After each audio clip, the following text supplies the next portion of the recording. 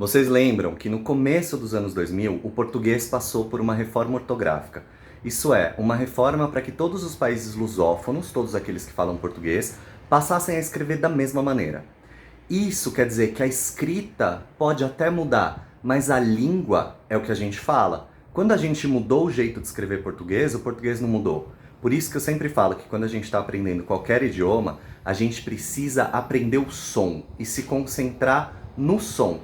É a música que a gente aprende, é o som, é como reproduzir aquelas palavras que a gente aprende. Quando a gente fala melhor, a gente escuta melhor e é isso que faz a língua. A ortografia pode ser que mude, pode ser que não. A ortografia a gente vai aprendendo, né? Algumas línguas escrever é um pouco mais tranquilo, como o português, espanhol, alemão é bem fácil de escrever e de ler. Outras é um pouquinho mais complicado, como o francês e o inglês, mas o importante é saber a diferença da língua, que é o som que a gente ouve e que a gente reproduz, e a escrita, que é outra coisa. E hoje eu vou falar um pouquinho sobre a formação dos passados em inglês. Porque a gente costuma ver algumas pessoas dizendo que a regra para formar o passado dos verbos regulares é colocar um ed no final. Não é. A regra é colocar um som de D no fim do verbo. Às vezes, na ortografia, a gente vai ter que escrever com um ed. Então, quando eu tenho um verbo que termina em consoante, como, por exemplo, need, que é precisar. O passado desse verbo, naturalmente, vai ganhar um ed, porque senão eu vou ficar com um D seguido do outro no final. E aí ele vai ficar needed. Mas a pronúncia, preste atenção, é um som de D depois do fim do verbo. Então o verbo need, sem izinho no final, que eu já falei isso num outro vídeo, e o passado needed, certo?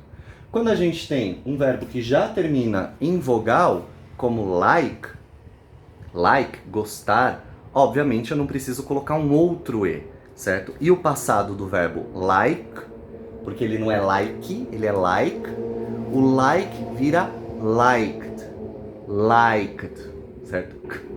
Kd. Precisa aprender a fazer essa junção de sons, certo?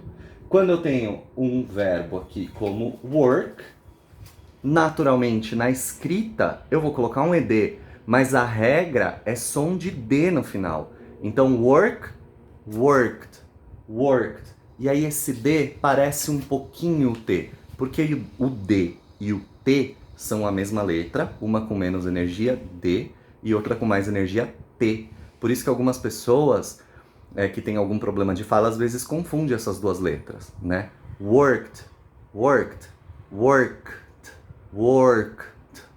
Fala devagar, pratica devagar e aprende a fazer esse som direitinho que você vai ouvir nitidamente como ele funciona.